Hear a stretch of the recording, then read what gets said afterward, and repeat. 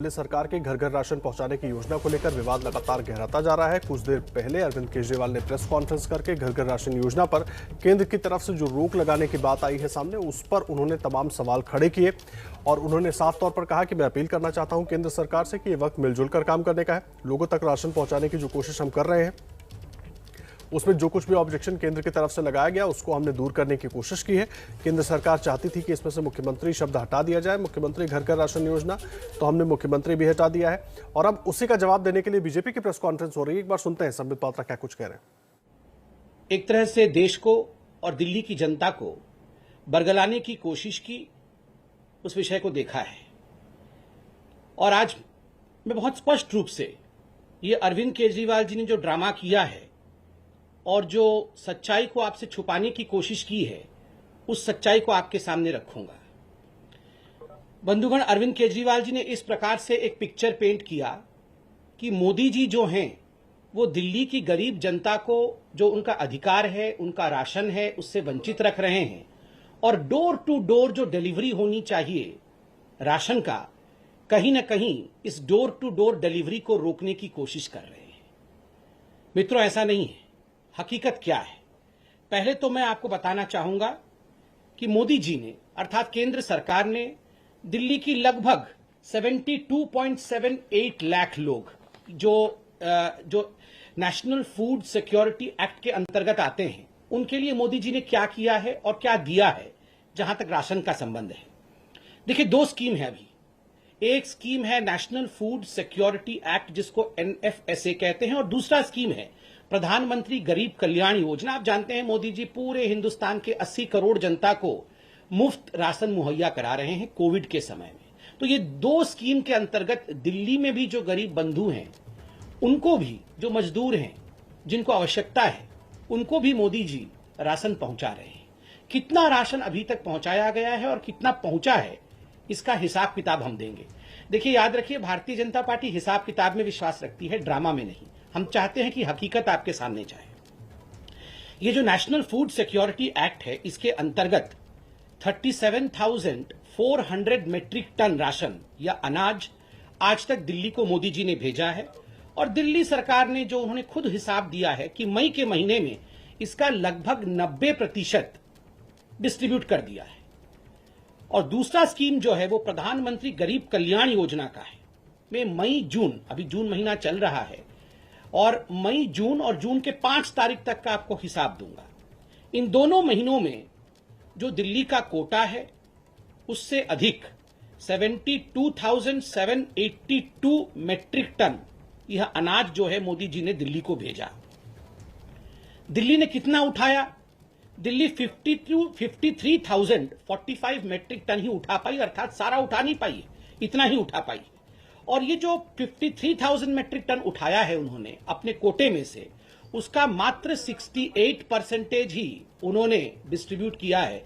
मात्र 68% ही वो बांटने में समर्थ रहे, बाकी वो बांट नहीं पाए। मुझे बड़े दुख के साथ कहना पड़ रहा है कि यहां अरविंद केजरीवाल जी ने बहुत सारे आंकड़े नहीं दिए। पहला आंकड़ा जो अरविंद केजरीवाल जी ने नहीं दिया वो यह है कि ये जो NFSA national food security act का स्कीम है, इसके अंतर्गत कितना पैसा, ये एक सब्सिडाइज्ड स्कीम है, अर्थात इसका पैसा जो है वो केंद्र सरकार देती है और एक बहुत मिनिमम पैसा जो है वो राज्य सरकार देती है।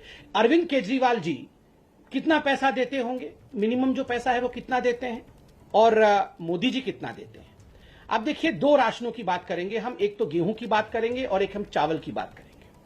जहां तक गेहूं का सवाल है, गेहूं अरविंद केजरीवाल जी मात्र 2 रुपए देते हैं और मोदी जी देते हैं गेहूं पे 23.73 रुपीज। कुल मिलाकर गेहूं का जो रेट है, मार्केट रेट है, वो 25.73 रुपीज है, जिसमें अरविंद केजरीवाल जी 2 रुपए देते हैं, अर्थात दिल्ली सरकार 2 रुपए देती है। ठीक उसी प्रकार चावल में अरविंद केजरीवाल जी मात्र 3 रुपए देते हैं और मोदी जी देते हैं 33.79, अर्थात केंद्र सरकार देती है 33.79 रुपीज और राज्य सरकार देती है 3 रुपया। मैं ऑडियो नहीं आ रहा है, इसको अनम्यूट करता हूं।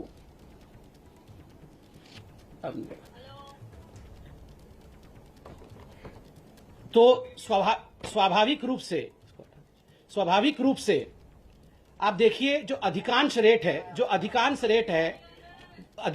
रेट है वह केंद्र सरकार देती है और एक बहुत मिनिमल अमाउंट जो है वो राज्य सरकार देती है, मगर उसमें भी जिस प्रकार की राजनीति हो रही है वो हम सब देख रहे हैं।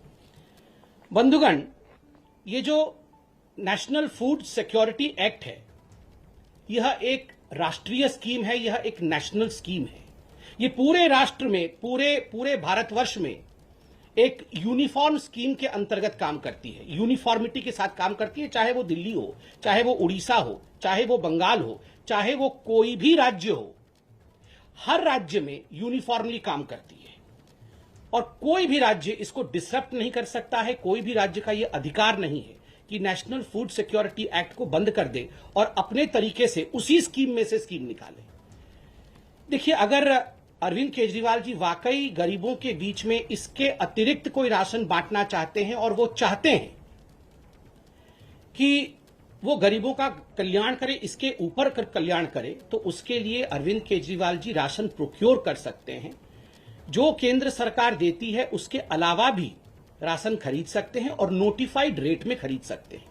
अर्थात जो रेट मैंने आपको कहा उस रेट के अलावा भी, उस रेट के अलग भी, जिस रेट में बंगाल को मिलेगा, जिस रेट में झारखंड को मिलेगा, जिस रेट में उड़ीसा को मिलेगा, जिस रेट में उत्तर प्रदेश को मिलेगा, उस रेट में भी अनाज खरीद करके वो अलग से अपनी स्कीम चला सकते हैं। वो उसका कोई भी नामांकन रख सकते हैं। इसमें किसी प्रकार की कोई आपत्ति ना तो केंद्र सरकार को होगी, ना तो किसी को आपत्ति होगी। दोनों मिलकर काम कर सकते हैं। मगर जिस प्रकार से वो ये दिखाने की कोशिश कर रहे हैं कि केंद्र उनको उनका स्कीम चलाने नहीं दे रही है, ये गलत है। दूसरा विषय है अरविंद केजरीवाल जी का ये जो स्कीम है, जो घर घर राशन वाला स्कीम है, उसमें एक जो बहुत महत्वपूर्ण बात है, उसको बड़ी चतुराई के साथ अरविंद केजरीवाल जी ने छुपा दिया।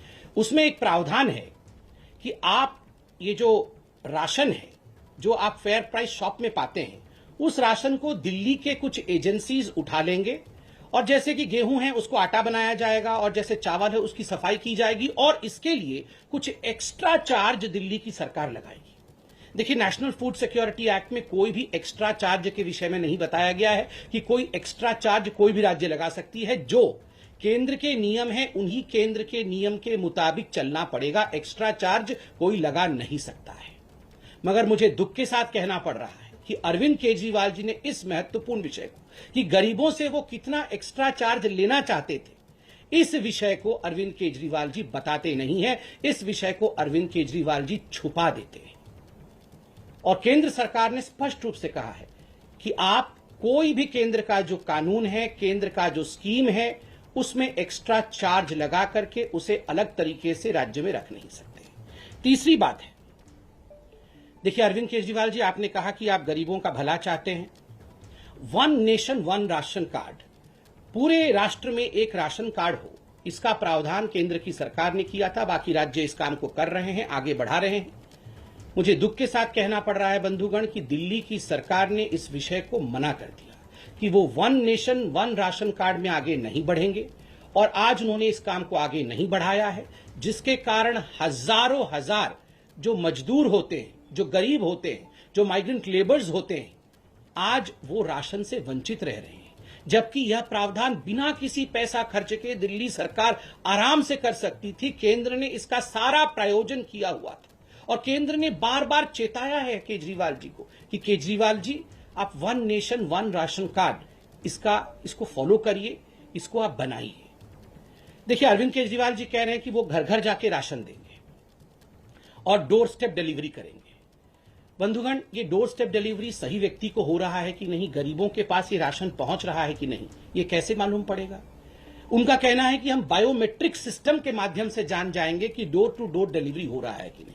हम आपके अंगूठे ले लेंगे, हम आपका कोई ऐसा बायोमेट्रिक निशान लेंगे जिससे कि ये जो हिसाब है कि सही व्यक्तियों तक पहुंच रहा है कि नहीं, वो हिसाब हमारे पास आ जाएगा। मगर यहां केंद्र की सरकार ने अरविंद केजरीवाल जी को रिमाइंड भी किया है और मैं भी बताना चाहूंगा कि एक point of sale EPOS machine होती है। आपने देखा होगा, दुकान में आप जाते हैं तो कई बार उसमें कार्ड स्वाइप होता है। एक मशीन होती है जो इंटरनेट के माध्यम से कनेक्टेड होती है और उसमें जो भी डेटा जाता है वो डेटा सरकार के उच्च अधिकारियों तक, सरकार के कंट्रोल रूम तक पहुंच जाता है।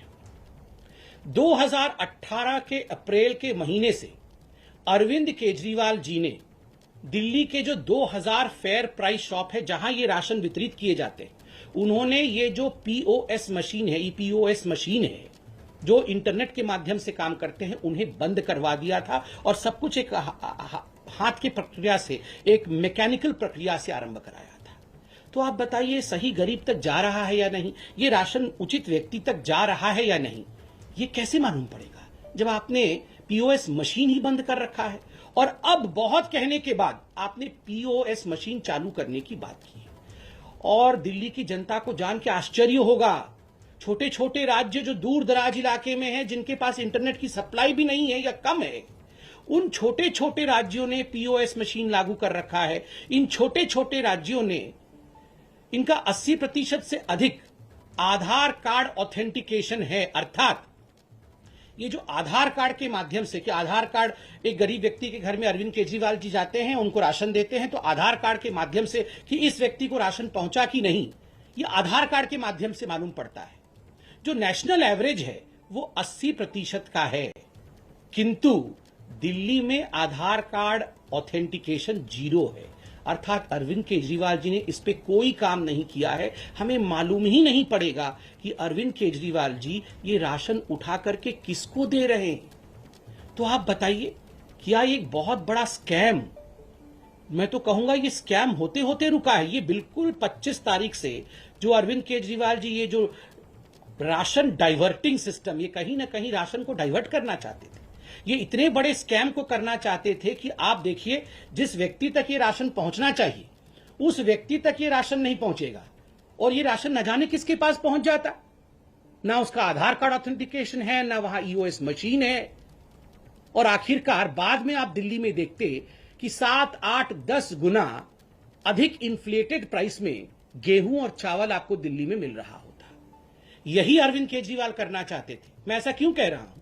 आज अरविंद केजरीवाल जी ने राशन के घपले, राशन माफिया, सबके बारे में बात की। बंधुगण, आपको ये याद है ना, ये राशन कार्ड कैसे बनाते थे इनके मंत्री, आपको याद है ना? ये इनके राशन कार्ड मंत्री राशन कार्ड ऐसे बनाते थे, फेवर लेके लोगों से राशन कार्ड बनाते थे। पूरा केस कोर्ट में गया और अरविंद केजरीवाल जी को अपने मंत्री को ही हटाना पड़ा। अरविंद जी, आज आपकी जो उद्गार को हमने देखा, जो आप इतना कह रहे थे कि मैं राशन के लिए बहुत चिंतित हूं और बचपन से ही मैं चाहता था कि दिल्ली की जनता का भला हो, राशन कार्ड तो आपने ऐसे बनाया था। राशन कार्ड बनाने में ही आप घपला करते थे, सेक्सुअल फ्लेवर लेके आपके जो मंत्री हैं वो राशन कार्ड बनाते थे। बंधुगण, आज पार्टी ने हमारे कहा भी है और आपने ट्वीट भी देखा है कि ABCDEF, ये जो अरविंद केजरीवाल के ABCDEF है, हम उसको आज उजागर करेंगे। क्या है अरविंद केजरीवाल जी का ये गवर्निंग मॉड्यूल या उनका जो काम करने का तरीका है? ए क्या है? ए फॉर एडवर्टाइजमेंट। केवल एडवर्टाइजमेंट करना है, कुछ करना नहीं है, केवल एडवर्टाइजमेंट करना है। आज आप देखते होंगे कि वो जो बहुत सारे सिलेंडर रखे हुए होंगे और उसके बीच अरविंद केजरीवाल जी मास्क पहन के चल रहे हैं। हर जगह ये फोटो आ रही है, बहुत सारे सिलेंडर रखे हुए हैं और अरविंद केजरीवाल जी चल रहे हैं, एडवर्टाइजमेंट आ रही है और वो कह रहे हैं ये हम 3rd वेव की तैयारी कर रहे हैं। अरविंद केजरीवाल जी, ऐसे ही अगर आप सिलेंडर के बीच में मास्क पहन करके 2nd वेव से पहले चल दिए होते तो आज 2nd वेव ही नहीं होता और ये सारी चीजें नहीं होती। आप उस समय भी एडवर्टाइजमेंट कर रहे थे, आज भी एडवर्टाइजमेंट कर रहे हैं। 1000 करोड़ रुपए, 900 करोड़ के आसपास आपने एडवर्टाइजमेंट में खर्च किया। और दिल्ली वासियों, अगर यही 900 करोड़ रुपए उन्होंने राशन पे खर्च कर दिया होता ना, तो आज घर घर अनाज तो क्या, घर घर फल फ्रूट तक पहुंच गया होता। सबके घर में एक सेव, एक अनार भी पहुंच रहा होता, अगर वो वाकई 1000 करोड़ रुपए एडवर्टाइजमेंट पे नहीं खर्च करते। A for advertisement, B for blame. हर चीज में मोदी जी आपने ऐसा कर दिया, मोदी जी आपने वैसा कर दिया, मोदी जी आपने मुझे ऑक्सीजन नहीं दिया, मोदी जी आपने मुझे रेमडेसिविर नहीं दिया, मोदी जी आपने हमें हॉस्पिटल का बेड नहीं दिया। फिर सुबह उठ के देखो तो टीवी पे चल रहा होगा, अरविंद केजरीवाल जी ने सबको बेड दे दिया है, अरविंद केजरीवाल जी ने सबको ऑक्सीजन दे दिया है, हम घर घर ऑक्सीजन पहुंचाएंगे। अरे आप तो ब्लेम कर रहे थे सुबह से ही कि मोदी जी ने आपको कुछ नहीं दिया, और फिर कैसे आपने घर घर पहुंचा दिया? मोदी जी राशन नहीं दे रहे, राशन क्या दे रहे हैं मोदी जी ने? हमने अभी आपको आंकड़े दिए हैं। मोदी जी 25 रुपए दे रहे हैं, आप 2 रुपए दे रहे हैं। मोदी जी 33 रुपए दे रहे हैं, आप 3 रुपए दे रहे हैं। और उसके बाद भी आप इतनी जोर आवाज कर रहे हैं, जबकि जो भी आपका ड्यू है वो ड्यू आपको मई और जून के महीने का वो दे दिया गया है, आप उसे डिस्ट्रीब्यूट नहीं कर पा रहे हैं।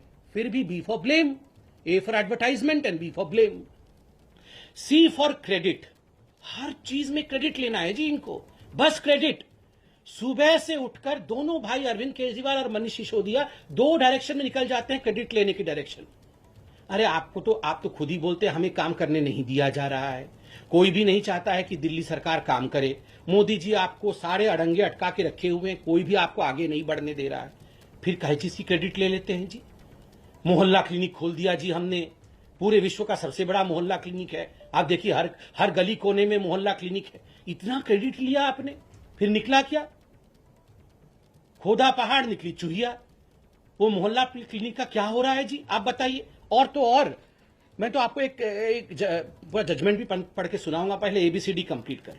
सी for credit, A for advertisement, B for blame, D drama. आज पता नहीं किस, मैं तो मोदी जी आप देखिए लड़ने का समय ही नहीं है जी, हम सबको मिलके काम करना चाहिए जी। हम किसी भी विषय में मैं राजनीति नहीं करता हूं। अरे अरविंद केजरीवाल जी, हर विषय में आप केवल राजनीति करते हैं, सुबह से शाम तक राजनीति। सर्जिकल स्ट्राइक हो तो राजनीति, 26 जनवरी के समय तो आप रजाई ओढ़ के लेटे हुए थे। आपको याद है ना राजपथ पे कैसे रजाई ओढ़ के लेटे हुए थे कि 26 जनवरी तक नहीं होने दूंगा। और आप बोल रहे हैं आप राजनीति नहीं करते हैं। हर चीज में राजनीति करते हैं, वैक्सीन में राजनीति, राशन में राजनीति, ऑक्सीजन में राजनीति, बेड में राजनीति, वेंटिलेटर में राजनीति, हर चीज में राजनीति करते हैं। और फिर ऐसा ड्रामा करते हैं कि मैं तो कुछ नहीं करता हूं जी, वो सारा कुछ मोदी जी मुझे नहीं करने दे रहे हैं। और E, A B C D, D तक तो हो गया, ई एक्सक्यूजेस, बहाने। हर चीज में आप बहाने देख लीजिए, हर चीज में बहाने देख लीजिए। जब आज स्पष्ट रूप से आपको सरकार ने कहा है कि आप घर घर राशन देना चाहते हैं, स्वागत है।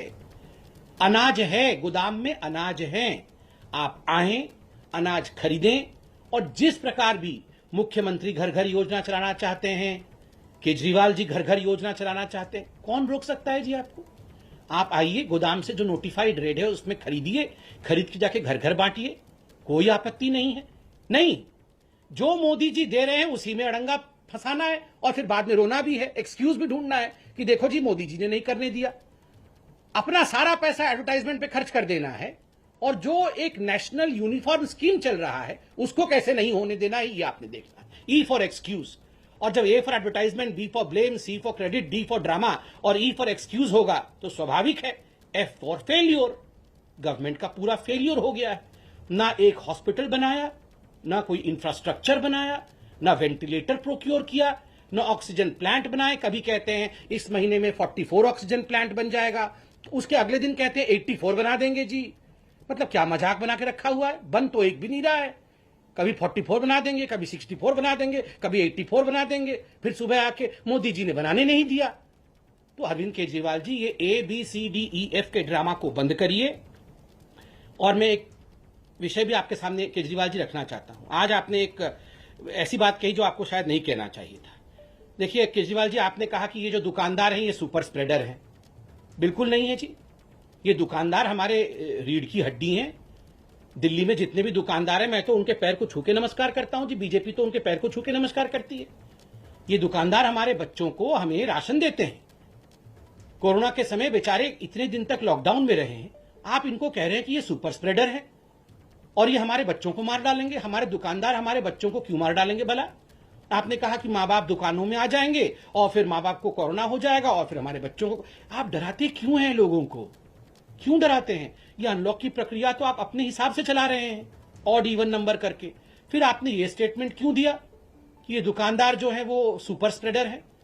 कोई दुकानदार सुपर स्प्रेडर नहीं है, वो अपना व्यवसाय कर रहा है, कानून को पालन करके कर रहा है, मास्क पहन के कर रहा है, डिस्टेंसिंग के साथ कर रहा है। और दुकानदारों को गाली मत दीजिए। जो लोग बॉर्डर में बैठे हुए हैं, जो लोग वहां पर धरना प्रदर्शन कर रहे हैं, पुतले फूक रहे हैं, वो सुपर स्प्रेडर नहीं है।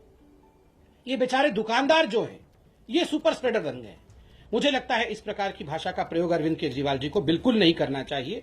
और देखिए अरविंद केजरीवाल जी, आज तो मैं धन्यवाद देता हूं कि जिस प्रकार से केंद्र सरकार ने एक बहुत बड़े स्कैम को होने से रोक लिया, बहुत बड़े स्कैम को होने से रोक लिया, और वो स्कैम था कि आप ये सारा का सारा जो गोदाम से डाइवर्ट करने वाले थे अनाज गरीबों के नाम पर और इसका स्कैम करने वाले थे, आज वो स्कैम होने से रुक गया है।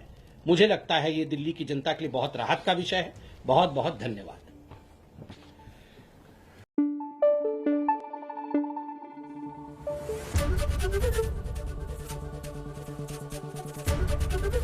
एबीपी न्यूज आपको रखे आगे।